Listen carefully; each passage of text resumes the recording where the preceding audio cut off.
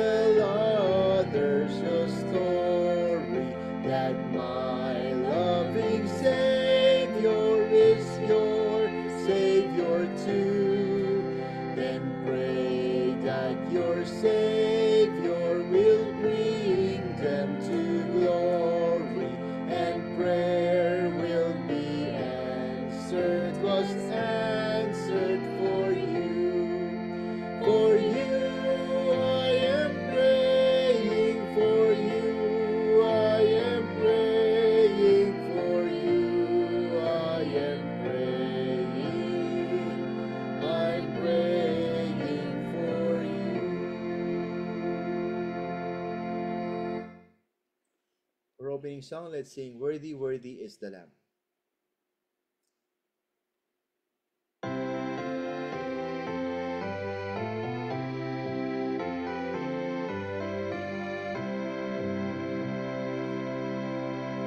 Worthy, worthy is the Lamb. Worthy, worthy is the Lamb. Worthy, worthy is the Lamb that was slain.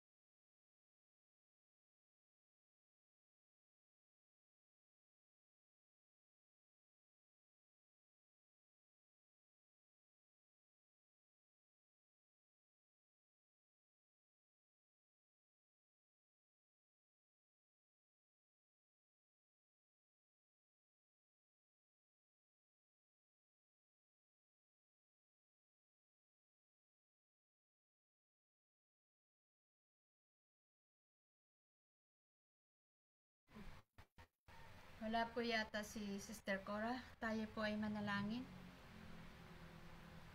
Iyoko po natin ang ating mga ulo. Makapangyarihan namin Diyos sa lahat. Narito po ang iyong mga anak na sama-samang magpupuri sa iyong dakilang pangalan. Amin pong pinasasalamatan ang mga nakaraang araw sa aming buhay na naranasan namin, Panginoon, ang iyong pakikisama. At sa ilalim ng iyong banal na kapangyarihan, kami ay iyong ginabayan, ang iyong banal na proteksyon ang siyang naming naranasan sa araw-araw.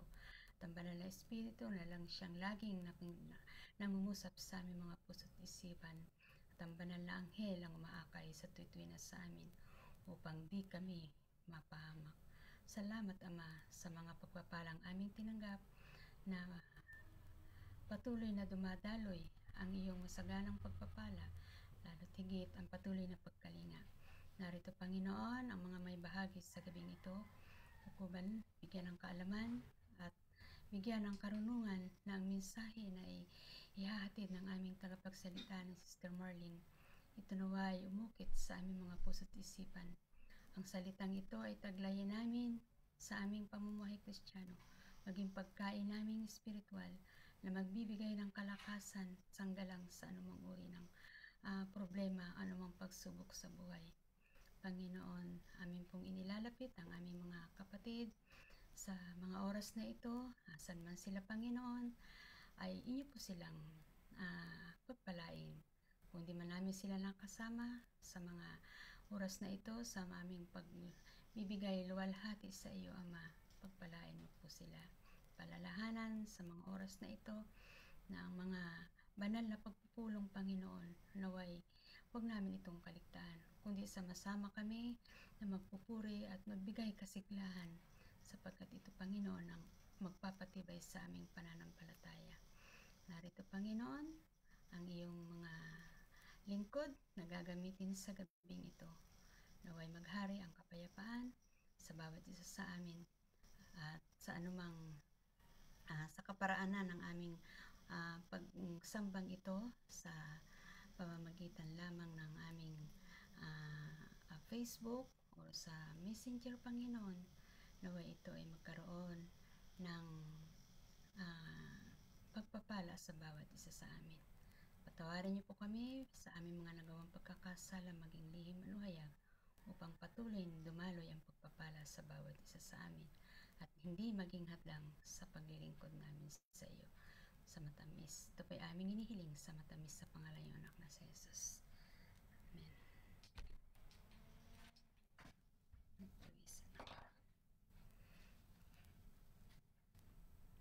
Kamusta po tayo, mga kapatid? Kamusta po ang mga nakaraan nating araw? Oh, bilis ng panahon, di po ba?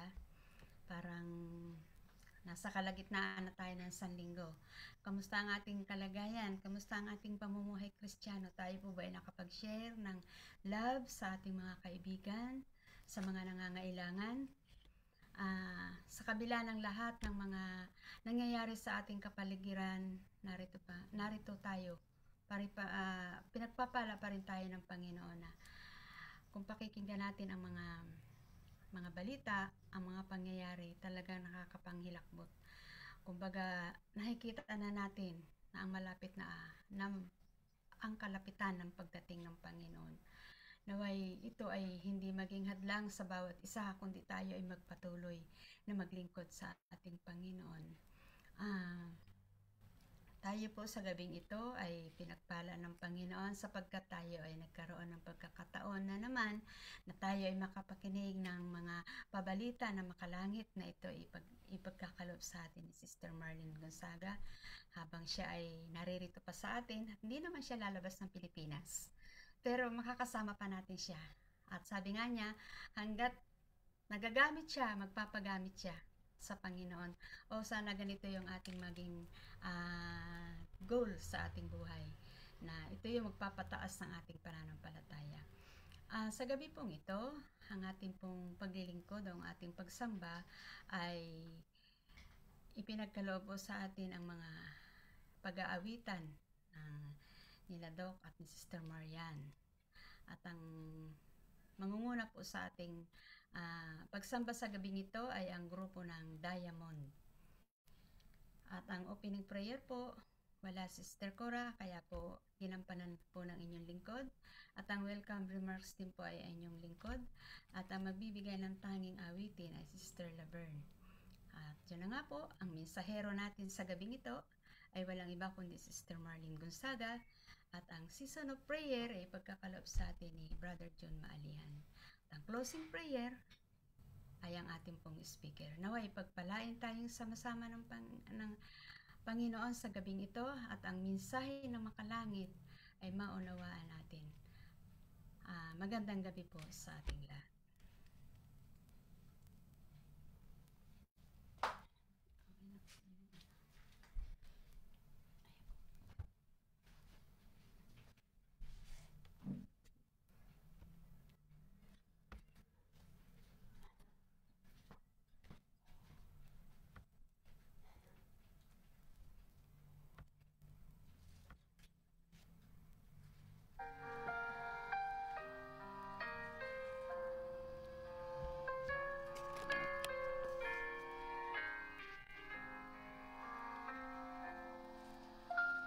Saan ka nabubuhay, mahal na kaibigan?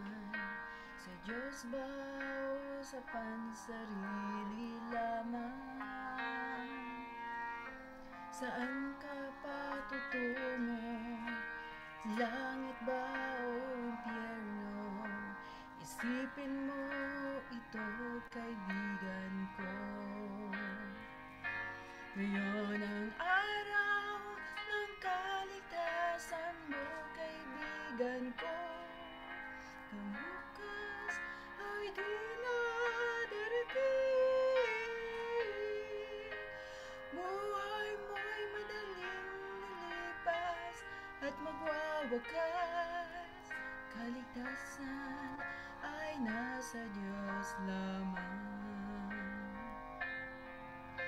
Ikaw ay naging tao, mahal na kaibigan, upang maglingkod sa Diyos lamang. Hanapin mo ang daan tungo sa kaligtasan, makakamtan mo ang walang hanggan. Ngayon ang araw ng kaligtasan mo, kaibigan ko. Baka ang bukas ay di na darating. Buhay mo'y madaling lilipas at magwawakas. Kaligtasan ay nasa Diyos lamang. Magpasya ka ngayon habang may panahon. Alin lang ang pawiin mo ngayon? Huwag magpaliban, huwag mag-alinlangan. Pinto ng puso ay bubuksan.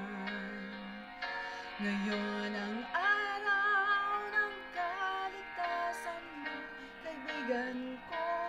Baka ang bukas ay di na darating. Buhay mo'y madaling lilipas at magwawakas. Kaligtasan ay nasa Diyos lamang. Ngayon ang araw ng kaligtasan mo, kaibigan ko. Baka ang bukas ay di na darating. Buhay mo'y madaling lilipas at magwawakas. Kaligtasan ay nasa Diyos lamang. Kaligtasan ay nasa Diyos lamang.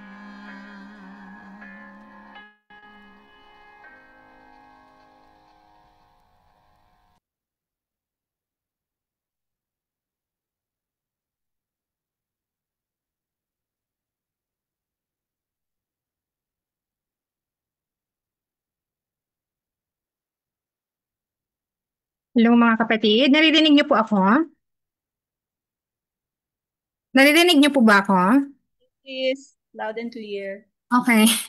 Alam niyo dito sa aking laptop ay napakahina ng volume, hindi ko maintindihan bakit ganun. But anyway, sige po, mag-share screen po muna ako. Wait lang po. At hindi rin ako makapaglabas ng video. Wait lang. Laging nagluloko ang... Wait lang po ha. Share screen lang ako. Hala. Bakit ganun? Okay. Wait lang. Ayan. Okay. Share screen po ako.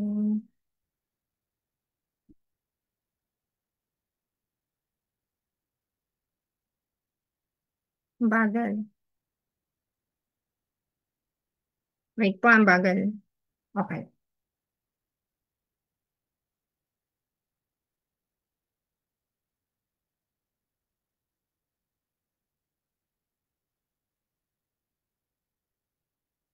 Okay. Nakikita niyo po yung screen ko. Financial well-being of the family. Yes. Okay. Good. Medyo nag-worry po ako kasi hindi ko po naririnig talaga yung ano sa inyo. But anyway, good evening po mga kapatid and happy midweek. Nagpapasalamat po ako kay Brother Orbit na binigyan ako ng chance na makapag-share ngayong gabing ito. Bagamat binibilang ko na lamang po ang araw kung kailan ako maglilingkod sa iglesia ng Remnant. But sabi ko nga po, hanggat nandito ako, magpapagamit po ako at magpapagamit sa gawain ng ating Panginoon. So sa gabing ito, bago po tayo magsimula ng ating pong pag-aaral, tayo po muna ay yumuko sa isang panalangin. Panginoon, marami pong salamat sa kalagitnaan ng isang linggo ay muli mo po kami tinipon upang minsan pa po ay mag-aral po ng inyong mga salita. Maari po ba na hingin namin ang patnubay ng banal na espiritu? Bigyan po kami ng gabay upang ang aming pong pag-aaral ay maging kapakinabangan sa bawat isa sa amin at makatulong po para po gabayan kami sa aming pang-araw-araw na paglalakbay sa mundong ito. Patawad po, Panginoon, sa aming mga pagkukulang at pagkakasala. Ang lahat ng ito'y hinihiling ko po, alang-alang po lahat sa pangalan ni Jesus. Amen. Okay. Teka po, bakit napunta na dito? From the beginning. Okay. So, ang title po ng ating topic ngayong gabi is the financial well-being of the family. Actually, ito pong topic na to is galing po dito sa aking Bible. Couples Bible. Ito pong Couples Bible, napakarami pong topic dito na pwedeng pag-aralan. Related po sa family, related sa couples. And for tonight, napag-isipan ko po, or napili ko po itong topic na to dahil meron po akong mga true-to-life experiences na pwedeng i-share sa inyo about this topic. So sabi nga po dito, one of the most sensitive aspect of the family life and which causes many issues is the way we use money. Totoo po ba? So ang pera daw po, ang madalas talaga na napaka-sensitive daw po na issue at nagiging madalas panggalingan ng iba't ibang klase ng argumento, siguro mga issues, kung ano-ano pa. So marami daw pong couples ang madalas ay humaharap sa difficulty kapag pinag-uusapan na po ang financial aspect ng kanilang buhay. And yung outcome daw po, madalas nagkakaroon ng argument, misunderstanding, and bitterness. So ano po ba ang dapat nating gawin sa ating tahanan para po tayo po ay maging financially healthy? Sabi po, ang Bible daw po is marami siyang principles regarding the use of money that can help the family get organized in this area and experience happiness. So ito po. Number 1, sabi po dito sa 1 Timothy 6:6-8, Verse 6, now godliness with contentment is great gain. 7, for we brought nothing into this world, and is certain we can carry nothing out. And 8, and having food and clothing, with this we shall be content. So sabi po dito, madalas daw po kasi, parang nature na ng mga tao na maghangad ng kung ano-ano pa yung gusto natin sa buhay. Parang walang kontento, walang kakontentuhan sa buhay. Sabi nga po dito, 'di ba, magkaroon ka lang daw ng food and clothing eh. Sapat na daw po para tayo ay mabuhay sa mundong ito. Pero madalas po kasi nandyan yung social media, nandyan yung mga kaibigan natin, nandyan yung mga office mates natin, nandun yung pressure. Pressure na para maging in ka, para maging kasabay ka nila, kailangan kung ano yung meron sila, meron ka rin. So parang nakikipag-contest ka, parang ganun yung nangyayari.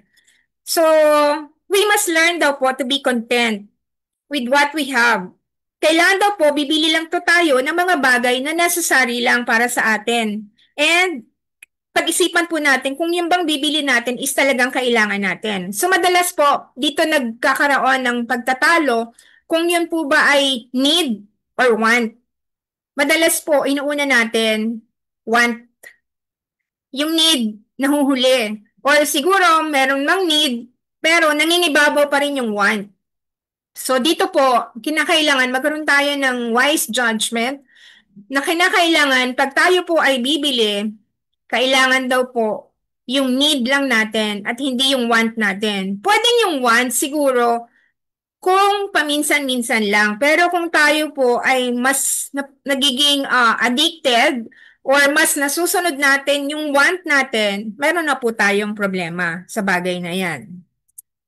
Next po, Romans 13:7 and 8. Sabi dito, render therefore to all their due, taxes to whom taxes are due, customs to whom customs, fear to whom fear, honor to whom honor. And 8, owe no one anything except to love one another, for he who loves another has fulfilled the law. Sabi po dito, we must learn to stay away of finance purchases.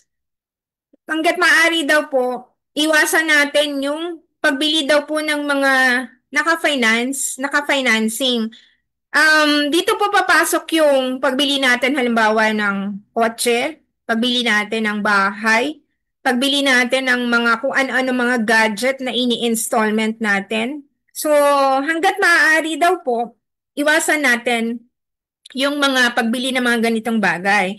By learning to save money, we can get discounts instead of paying interest for long period of time. So parang ang sinasabi po is instead na bilhin mo siya ng installment, why not mag-ipon ka ng pera, tapos kapag may pera ka na, enough na yon para makabili ka, bilhin mo na lang ng cash. And usually, pag binili mo siya ng cash, makakakuha ka pa ng discount. So, meron ka pang magiging ganansya instead na gagastos ka. Although, meron kasing scheme na sinasabing zero interest. So, madalas doon po tayo na nahuhook pag sinabi sa credit card. Oh, bili mo na yan, 12 months, zero interest. So, palibhasa, kinompute mo yung purchase or selling price ng ganito, and then wala na mga additional interest. So, parang may engganyo ka ngayon na bilhin kasi zero interest naman eh. So, doon tayo na madalas na nahuhuli ng ating kaaway ni Satan. Doon tayo na dadala sa patibong na yon. And sabi po dito, diba, owe no one anything except to love one another. Ito po yung hanggat maaari daw po. Wag daw po tayong, iwasan daw po natin ang manghiram. Siguro, pwedeng yung iba sasabihin nila, paano nga kung kulang talaga? Kailangan talagang manghiram eh. Wala naman ako ibang option, wala namang ibang way para ko mapunuan yung mga pangangailangan ko. So, nagre-resort ako na uutang ako and then babayaran ko na lang sa susunod na sweldo. Ang problema po doon, kapag ganun yung nagiging practice natin, hindi pa dumadating yung sweldo mo, ubos na. Kasi nakaprenda na eh. Meron ka ng commitment na inutang mo na ng advance. Kumbaga yung hindi mo pa natatanggap yung sweldo mo, ikinomit mo na kasi di ba babayaran ko na lang sa sweldo na lang. So, ngayon pa lang, ginagastos mo na yung sweldo mo, hindi mo pa nahahawakan. Sa pagdating ng sweldo mo, wala ka nang hahawakan, ubus na, wala nang natira sa'yo. So, yun po yung maling practice na madalas ay nakikita natin na umiiral sa karamihan ng tao. And then next po, 1 Timothy 6:9-10. But those who desire to be rich fall into temptation and snare, and into many foolish and harmful lusts, which draw men in destruction and perdition. Mag-stop po muna ako dito. Yung pong alam naman po natin ngayon, di ba, pinagbawal na yung mga online game or mga online sugal. Bakit po kaya? Kasi actually po, yung mga pinopromote po nila ng mga online game or online kung ano-anong scheme na yan, meron po kasi silang tendency na iba-brainwash ka na dito, pwede kang yumaman, pwede kang kumita ng pera dito. So, tataya ka lang ng konti lang naman eh. Ano ba naman yung 10 piso, ano ba naman yung 20 pesos, ano ba naman yung 100 pesos. Pag tinaya mo yan, lalaki yan, kikita ka ng mas malaki. So, ano ba naman yung 100 pesos? So, yun po yung madalas na nagfo-fall tayo sa temptation kasi nga dahil gusto natin yung pera natin na meron tayo, let's say 100 pesos siya or 200 pesos siya or 1,000 na, sabihin na natin 1,000, gusto natin yung 1,000 natin maging 50,000. Kaya sumusugal tayo sa mga pamamaraan na alam natin na masama, pero natatempt tayo kasi nga meron tayong deep inside, meron tayong desire. Gusto natin talaga na dumami yung kung ano man yung meron tayo. Pero hindi daw po tama yon. Yun yung mga foolish and harmful lusts na madalas magpapalubog sa atin at magdadala lang sa atin sa destruction. Sabi po dito sa 1 Timothy 6:10, for the love of money is the root of all kinds of evil, for which some have strayed from the faith in their greediness and pierced themselves through with many sorrows. Sabi po dito, the money gained at work must serve the family and not the other way around. So sabi po dito, yung lahat daw po ng kinita natin sa trabaho natin, yun daw po yung kailangan mag-serve sa family natin and not the other way around. Many people are concerned with getting wealthy and sacrifice their family and those around them. So yun yung mali po. Kasi minsan, may pera ka na nga, pero mas gugustuhin mo pa na isugal or gugustuhin mo pa na ipagsapalaran siya para mas maparami siya. Samantalang nakikita mo naman na ito na nga yung need ng family mo, bakit hindi mo siya unahin? So, yun yung mga bagay na mali po at nagdadala sa atin sa temptation. Next po, Proverbs 22:6. Alam naman po natin to, train up a child in the way he should go, and when he is old, he will not depart from it. Ang isa daw po sa pinaka-importanting lesson, precious lesson, na pwedeng ituro ng tatay or ng magulang sa kanyang anak ay kung papaano daw po i-manage ng tama ang kanilang finances. Yung pong finances kasi ng mga bata, mabuti po na sa maliit pa lang sila, turuan na natin sila. Like for example, maliit pa lang sila, turuan na natin sila mag-tithes. Maliit pa lang sila, turuan na natin sila na part ng allowance nila, ipunin nila, mag-save sila, para nang sa ganun, nakatanim sa isip nila na hindi pagka may pera ka, ubus-ubos biyaya, and then di bale, may bibigay naman ulit sa akin si nanay eh. May bibigay naman ulit sa akin si tatay eh. So, okay lang na kung ano yung binigay sa akin na allowance, ubusin ko na ngayon. Anyway, next week naman, may bago na naman akong allowance. So, pagka ganun po yung naging training sa bata, mawawalan po siya ng pagpapahalaga sa pera. Maari kasing isipin niya, hindi naman ako naghirap dito eh. Binigay lang naman to sa akin ng mama ko, binigay lang naman to ng papa ko, binigay ng nanay ko, ng tatay ko, allowance ko naman to. So dapat ko tong gastusin. But still, kung tuturuan po natin ang bata na maging masinop sila sa pera, maliit pa lang sila, matututo na sila na magtabi para nang sa ganun, in case of emergency lang, halimbawa nagkasakit ang parents niya, nagkasakit ang nanay niya, ang tatay niya, hindi nakapasok sa trabaho, walang mabibigay na pera sa kanya, pang allowance, meron siyang madudukot kasi meron siyang itinabi. Meron siyang dudukutin kasi nga, alam niya na walang kakayanan yung magulang niya na magbigay sa kanya nung time na yun eh. So, yun po yung mahalagang aral na dapat na ibigay natin sa ating mga anak. Next po, Proverbs 22:7. The rich rules over the poor, and the borrower is servant to the tender. Alam po natin yan, di ba? Kapag po nangutang tayo, di ba parang alipin tayo nung nagpautang kasi parang yung nagpautang, siya yung may ano may authority sa'yo.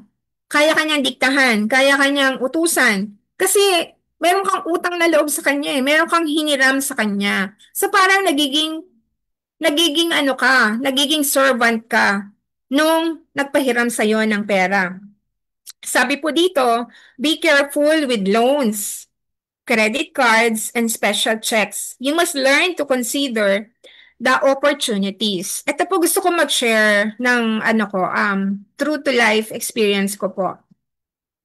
Syempre po, nung nag-work ako, actually po, syempre, nag-umpisa ka, maliit pa lang ang sweldo mo. So, lumalaki yung mga anak ko, parang, laging nandun ako sa point na, tanong ako ng tanong, magkano ba yung tuition sa, kasi gusto ko sila mabigyan ng magandang, edukasyon. Magkano ba yung tuition dyan sa St. Martin Montessori? Nasa Taytay Rizal po kami noon. Kasi yun po yung recommend sa kanila, Mr. and Mrs. Baldovino. Dyan mo pag-aralin yung anak mo, maganda dyan, magaling yan. Montessori yan, plus maganda yung standard. Ang may-ari niyan is Adventist, ganyan-ganyan yung sabi niya sa akin. So tanong ako, magkano ba ang tuition ng Montessori school? That time po, ang isang estudyante ay, I think, 15,000 to 20,000 ang isang estudyante. And during that time po, ang 15,000 to 20,000 ay napakalaking halaga. Napakalaking halaga na. So parang sabi ko, paano ko pag-aaralin yung dalawang anak ko? Una po yung syempre si Mar lang muna. So ang ginagawa ko po, sumasali po ako sa office namin na meron pong parang yung ipunan. Ipunan siya, pero every month magbibigay ka ng pera. Tapos yung pera na naipon nyo sa mga ka-member, ipinapautang din po sa member. Pero yung uutang na member, meron siyang interest. And then yung interest na yun, at the end of the year, paghahati-hatian yun. So nakakaraos po ako ng pagbabayad ng tuition ng mga anak ko sa ganong pamamaraan. Until such time na lumaki na sila, syempre, nag-high school na sila, gano'n na naman, saklaan na naman. Sabi ko, magkano ba yan? So parang lagi akong nag-worry na, paano ba yan? So gumagawa ako ng paraan through ganun ulit, manghihiram na naman or mag-iipunan na naman, parang paluwagan, tapos kukuhanin mo yung ganyan. Until such time po pala na, actually nakalimutan ko, maliit pa po pala yung mga anak ko. 1 to 2 years old pa lang, yung dalawang anak ko. Nagkasakit po ang father ko. Ang father ko po ay na-diagnose ng lung cancer. That time po, ako lang yung may stable job sa amin ng mga kapatid ko. So sabi ko sa mga kapatid ko, alagaan niyo si tatay. Ako nang bahala sa lahat ng gagastusin sa pagpapagamot niya. So in short, ako po yung nagsusupport financially sa mga gastusin ng father ko.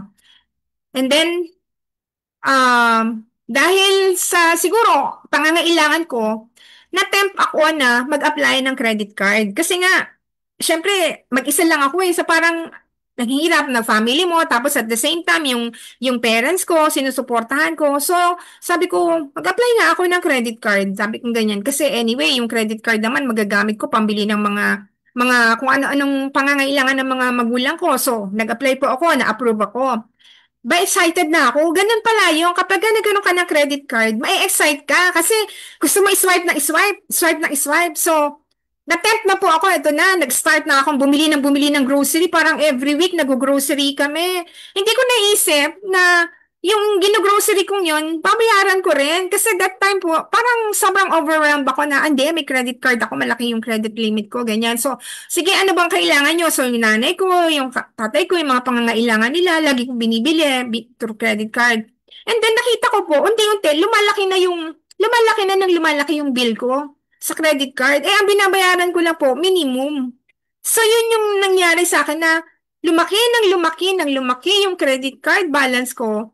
Kakabayad ko lang ng minimum and doon ko nakita na patong-patong na ng patong-patong ang interest na sabi ko, hala, paano na ako makakaahon nito? Hindi na ako makakaahon nito kasi imagine, babayaran ko lang minimum tapos magkano lang ang i-apply doon sa sa principal na inutang ko. So hindi na ako makakaahon nito. Tapos nag-aaral yung mga anak ko. So parang ang gulo-gulo na ng isip ko, hindi ko na alam kung anong gagawin ko. So sabi ko, nag-pray ako, sabi ko, ano kaya ang pwede kong gawin? So, meron po akong, dahil sa dami ko po ng credit card, kasi nga po, na-tempt na ako eh. So, nag-apply ng credit card, dami kong credit card.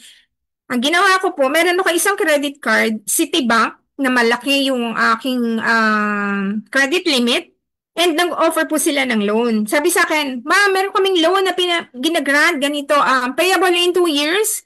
Kung ano man yung mga utang mo, pwede mong bayaran, ganyan. Parang biglang naisip ko, okay, sabi ko, 2 years. So, in 2 years time, pag ginamit ko tong loan na to, mababayaran ko yung pagkakautang ko. So, another loan, nag-loan ako sa Citibank. Pero this time po, ang objective ko is para ma-wipe out ko yung balance ko sa iba kong credit card. So, ganun pong ginawa ko. Nag-loan ako sa Citibank. In-amortize ko siya for 2 years. And then, na-wipe out ko po yung lahat ng balance ko sa ibang credit card ko. And then, after that, yun na po yung naging lesson ko na hindi na ako mag-roll over ng balance sa credit card kasi ganun pala ang mangyayari sa'yo. Dahil nga ang credit card is pakana ng kaaway eh. Pakanayan ng kalaban ni Satanas. So once na nandyan ka na, na-tempt ka na, tuloy-tuloy na yan, hindi ka na makakawala until such time na magawan mo siya ng paraan. And thank God, tinulungan po ako ng Panginoon makaisip kung paano ang paraan ang gagawin ko para makaahon ako doon sa credit card ko. Kaya simula nun, ginagamit ko na po wisely ang aking credit card. Ibig sabihin, bagamat may credit card po ako, ang bibilin ko lang sa credit card is yung mga pangangailangan ko. And kung sakali man po na meron akong mga nabili dyan, na sisiguraduhin ko po na pagdating ng bill ko, babayaran ko in full para wala ng interest na papatong dun sa magiging balance ng credit card ko. So, ganun po yun. So, yan po, sabi sa atin, be careful daw po tayo sa bagay na yan. So, sabi po dito, God puts resources in our hands so we can use them wisely. In the Garden of Eden, God told Adam that he was the manager of that garden and he would earn his livelihood from there. So, maging si Adam naman po, di ba, tinuruan ng ating Panginoon na kailangan niyang trabaho para nang sa ganon, yung magiging trabaho niya, doon siya kukuha ng magiging kabuhayan nila, nakakainin nila ng kanilang pamilya, and magpo-provide ng nourishment sa kanyang mga anak. So ano po ba ang sabi ni Jesus about the use of money? Sabi po dito sa Matthew 6:21, for where your treasure is, there your heart will be also. So, in-expect daw po ng Panginoon na i-honor natin siya in the way we use the money we receive. So, paano po ang gagawin natin? Sabi po sa Proverbs 19:17, he who has pity on the poor lends to the Lord and he will pay back what he has given. So, kailangan daw po maging selfless tayo. Kailangan daw po na bagamat alam natin yung pangangailangan natin, pero pag may nakita po tayo na nangangailangan ng tulong, kung meron din lang po tayong kakayanan para tumulong po tayo. Para nang sa ganon, nakikita ng Panginoon, kahit na po walang kakayanang magbayad, yung tinulungan natin, maging masaya na po tayo kasi nakikita po ng Panginoon kung ano yung ginawa natin, kung ano yung objective natin na hindi tayo naghahangad ng kapalit dun sa bagay na ginawa natin. Next po, sabi sa Proverbs 3:9, honor the Lord with your possessions and with the first fruits of all your increase. So we can worship God through our assets.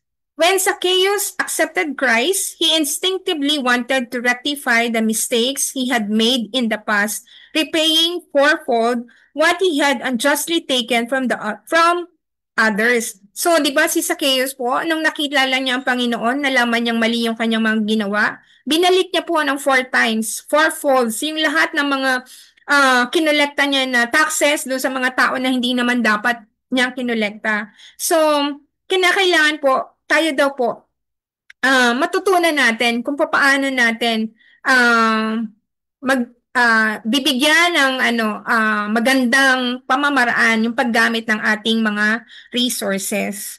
Sabi pa po dito sa Malakay 3:12, all nations will call you blessed, for you will be a delightful land, says the Lord of hosts.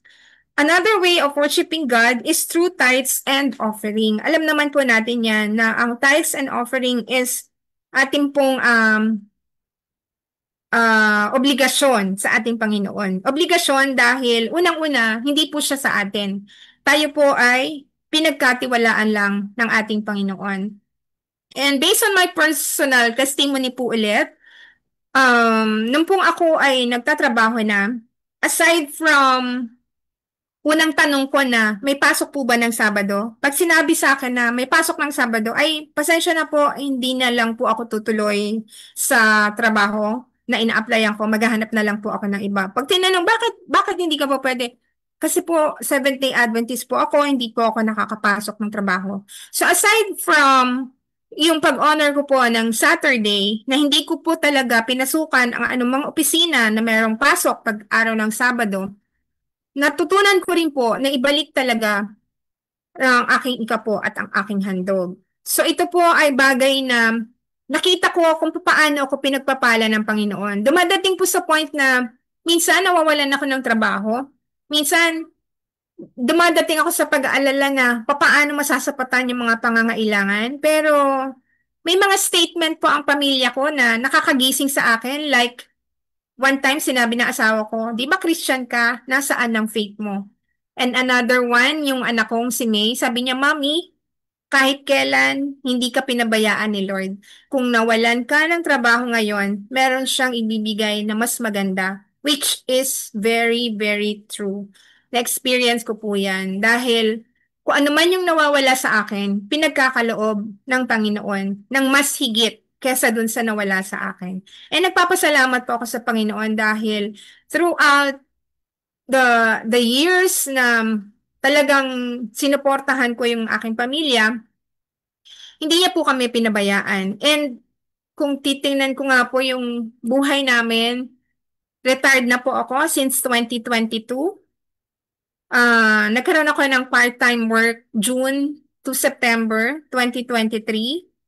And then after that, wala na naman akong trabaho. So, bakit kaya? Yung pala, hinanda po ako ng Panginoon dahil meron palang mangyayari sa asawa ko ng March 2024 na kung saan na-stroke po siya at ang naging papel ko pala is ako po yung mag-aalaga sa kanya. Ako po ang mag-caregiver sa kanya dahil kailangan po niya ng aalalay sa kanya.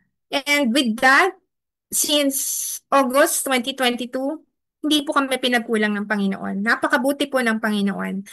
Kung titingnan mo, wala akong regular na income, wala akong although nandyan yung mga anak ko, nahiya naman po akong humingi. Pero may mga kusa naman sila, nagbibigay naman din sila na kung anong mga bagay na maitutulong nila, tumutulong sila.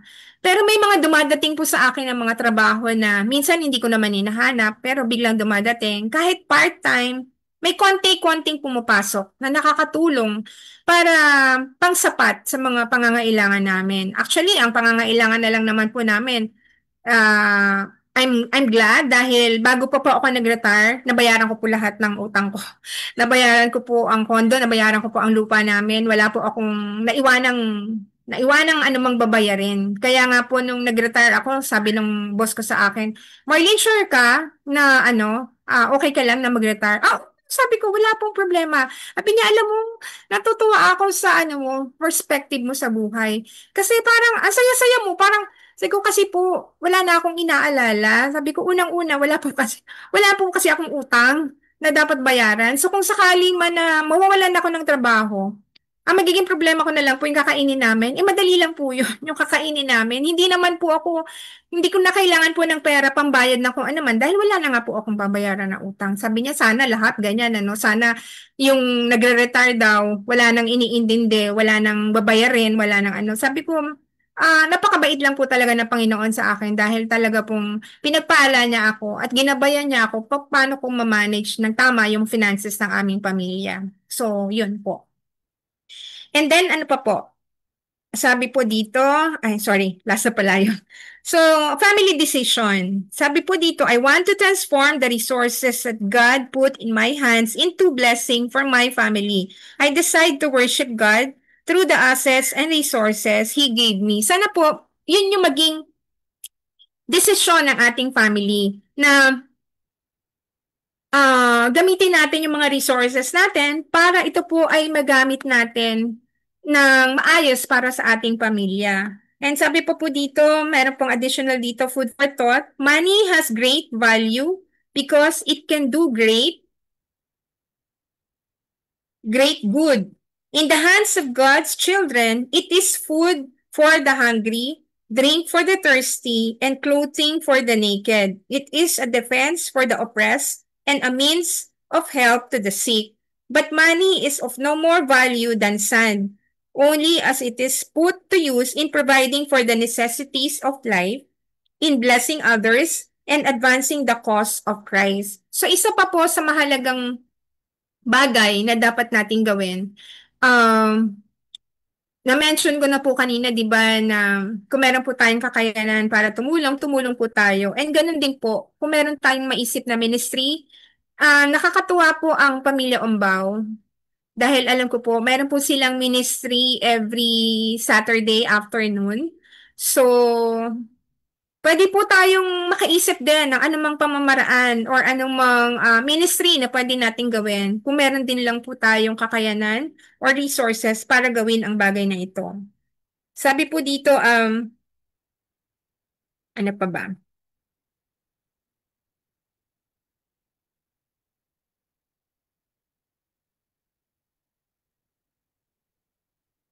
Okay. So, ang suggestion po dito, from words to action, para daw po maisakatuparan natin ang bagay na ito. Una po, mag-prepare daw po tayo ng family budget and establish a short-term, medium-term, and long-term financial plans.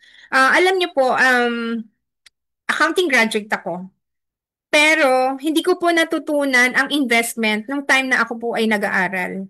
Hindi ko po natutunan yung mga insurance, hindi ko po natutunan yung mga bagay na yan. Natutunan ko po yan nung nawalan ako ng trabaho. Nung nawalan ako ng trabaho, may tumawag sa akin na agent, insurance agent, and talagang sabi niya sa akin, may work akong i-offer sa'yo.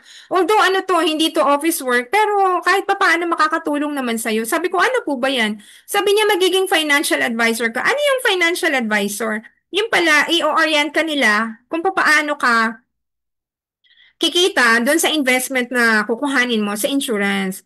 Kumbaga, i-insure mo yung tao at the same time, may investment din siya. And dahil po doon sa bagay na yon, namulat yung kaisipan ko na bakit hindi ko to nagawa nung time na may trabaho ako noon? Hindi ko to nagawa nung time na nag-aaral ako noon. Hindi ko, kumbaga parang hindi namin napagtuunan ng pansin na meron palang ganitong bagay. So, natutuwa rin po ako na kahit papano, bagamat tapos na yung term ko ng pag-aaral ko, nakahabol po ako. Nagkaroon po ako ng investment, nakakuha ako ng insurance, insured po ako. And dahil dun sa nangyari sa akin, na-orient ko yung mga anak ko na maganda pala yung ganito, may mga investment. And for now, as early as now, may mga investment, may mga insurance na rin po ang mga anak ko. Si May at si Mar, may mga insurance sila. Si Leo, may insurance din siya.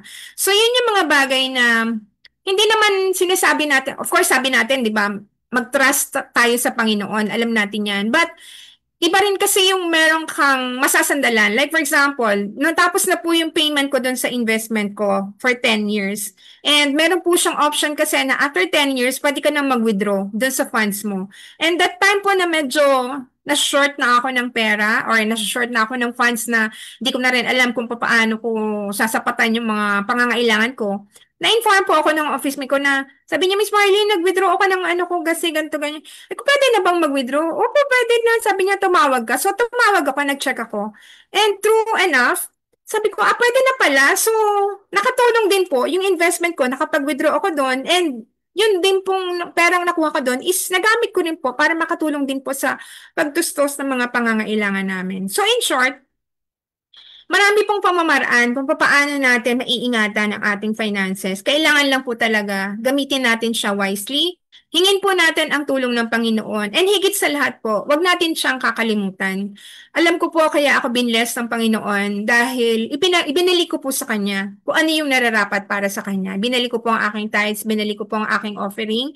Tumutulong din po ako sa church na pinanggalingan ko dati. May mga bagay na ginagawa ako doon na hindi ko na kailangan ipaalam pa sa kanila dahil ako yung treasurer, alam ko po kung paano, kung saan yung mga pangangailangan. So, ginagawan ko po yun ng paraan. And kung hindi man po na-appreciate ng mga tao yung mga ginawa natin, wag po tayong malungkot kasi alam ng Panginoon kung anong ginawa natin. Alam ng Panginoon kung ano yung motibo natin, kung anong mga bagay na ginawa natin para sa pagsisilbi natin sa Kanya. Hindi natin yung ginagawa para sa tao, ginagawa natin yun para sa Panginoon. Kaya sa ngayon, tulungan po natin ang ating pamilya, maging financial ah yung maingatan ang ating financial well-being and at the same time, wag nating kakalimutan ng ating Panginoon na siyang nagpo-provide talaga ng lahat ng ating pangangailangan. Sa Kanya po nating balik lahat ng papuri at pasasalamat sa lahat ng kabutihan at biyayang ipinagkakaloob niya po sa atin. Yun lang po and marami pong salamat.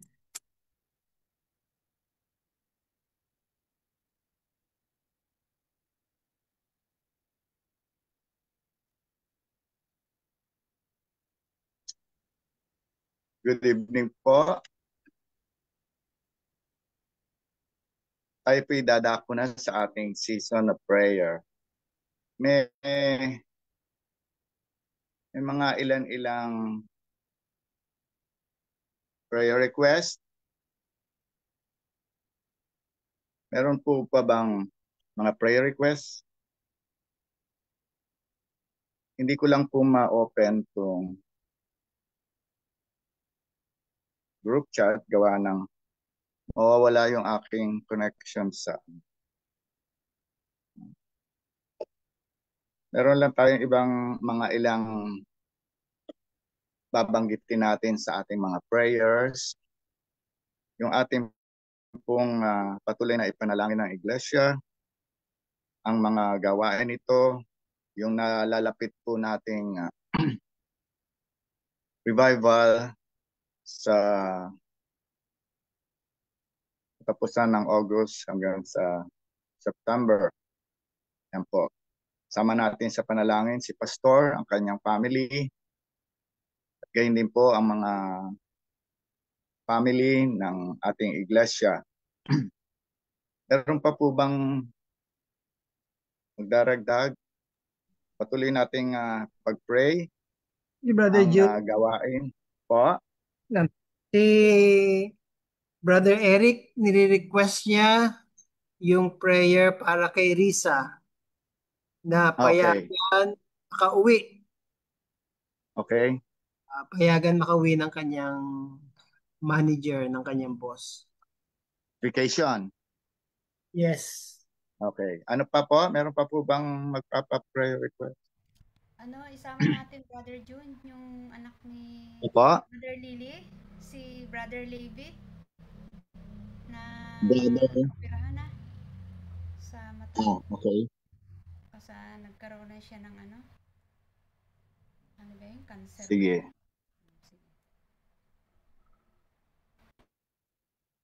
Yan, kung wala na po, tayo po'y magalang na pasakop sa ating prayer. Panginoon Diyos, kami po'y nagagalak sa inyong pag-akay sa amin bilang iglesia na magkaroon ng gabi ng panalangin. Amin kayong pinasasalamatan sa pagkakataong ito. Lubos namin kayong sinasamba, pinupupurihan ang inyong pangalan. Salamat po, Panginoon, sa bawat isa sa amin na patuloy niyong pinagpapala sa buhay at kalakasan na inyong pinagkakaloob sa bawat isa sa amin. Sa pagkakataong pong ito, Panginoon, kami magalang na sumasamo sa inyo, aming idinudulog ang mga prayer requests. Alam namin na ang mga kapatid na hindi man nila nasabi ang mga request nila, pero alam niyo po ang aming mga puso. Nawa, Panginoon, kayo po ang tumugon sa aming mga nais idaing sa inyo.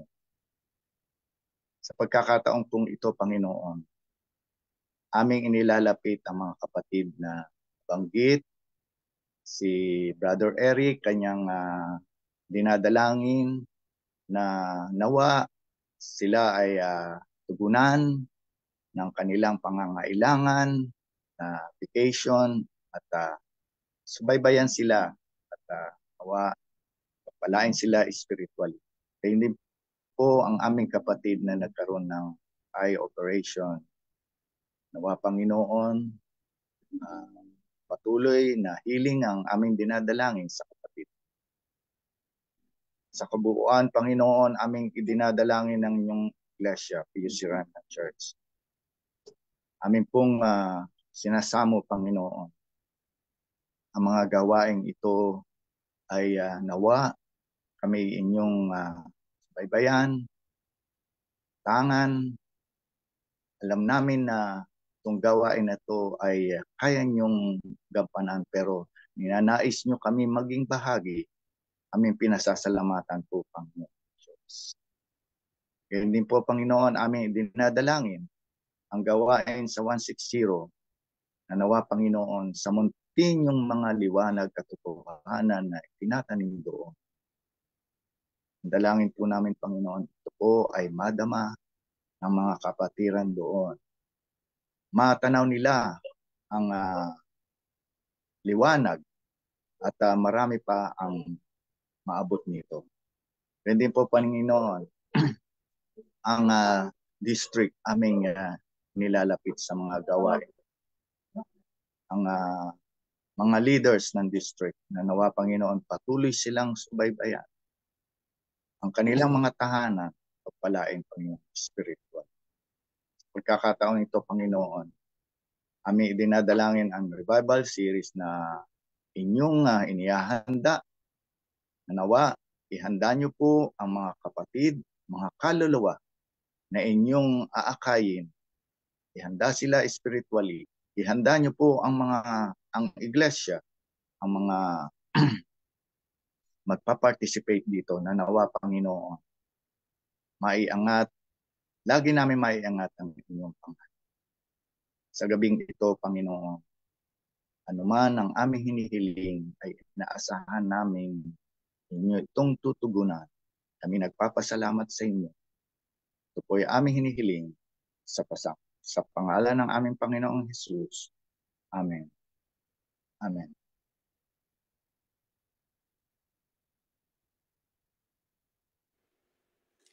Close our service. Let's sing Baptize Us Anew.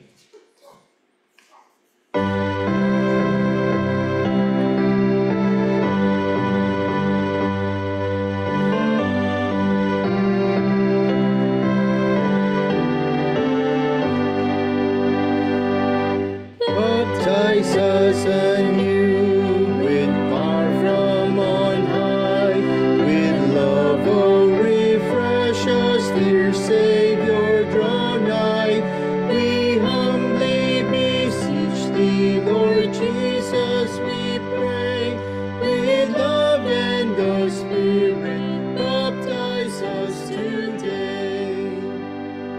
Unworthy we cry, unholy, unclean, oh, wash us and cleanse us from sin's guilty stain. We humbly beseech thee, Lord Jesus, we pray, with love and the Spirit, baptize us today. O heavenly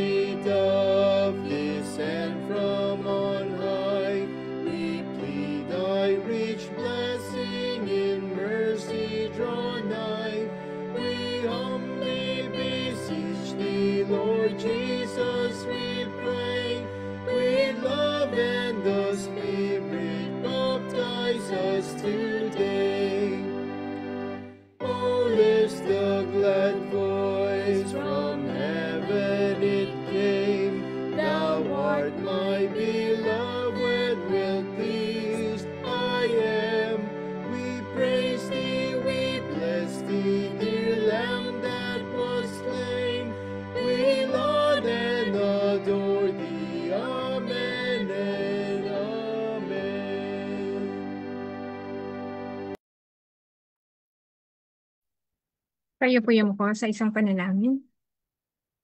Dakila namin, Diyos, ang banal na sa langit. Marami pong salamat, Panginoon, sa pagtuturo mo po sa amin sa gabing ito. Na alam po namin, concern ka po sa financial well-being ng bawat isa sa amin. Salamat po, Panginoon, na patuloy mo pong pinagkakaloob ang aming mga pangangailangan sa araw-araw. Tulungan mo po kami na magamit po namin ng tama lahat ng resources na binibigay mo po sa amin. At lalong higit, Panginoon, huwag namin kakalimutan, ibalik ang nararapat na ikapo at handog para sa inyo sapagkat kami po ay binigyan mo lang ng mga biyayang ito bilang katiwala at kami po ay nananampalataya na dahil sa inyong kabutihan sa amin, hindi mo po kami pinagkukulang sa lahat ng bagay. Tulungan din po ang mga kapatid namin na alam po namin may mga pangangailangan din pong pinansyal sa kanilang mga tahanan. Tulungan po sila kung paano po sila makakagawa ng paraan para po masapatan ang kanilang mga pangangailangan. Totoo po na nasa Diyos ang awa, nasa tao ang gawa. Maaari pong nananalangin kami, subalit kung kami man po ay napukulang naman po ng pagkilos at paggawa upang makakuha rin po kami ng pamamaraan kung paano kami kikita. Tulungan po kami, Panginoon, na maunawaan ang bagay na ito upang sa ganun masapatan po ang mga pangangailangan ng mga kapatid na ito. Marami pong salamat, Panginoon, sa lahat ng kabutihan mo po sa amin at patuloy po namin binabalik ang lahat ng papuri at pasasalamat sa inyong dakilang pangalan. Ito pong aming samot hiling, pinasasalamatan, alang-alang po lahat sa pangalan ni Jesus. Amen. Happy midweek. Happy midweek Thank you, po. sister. Thank you po, Sister.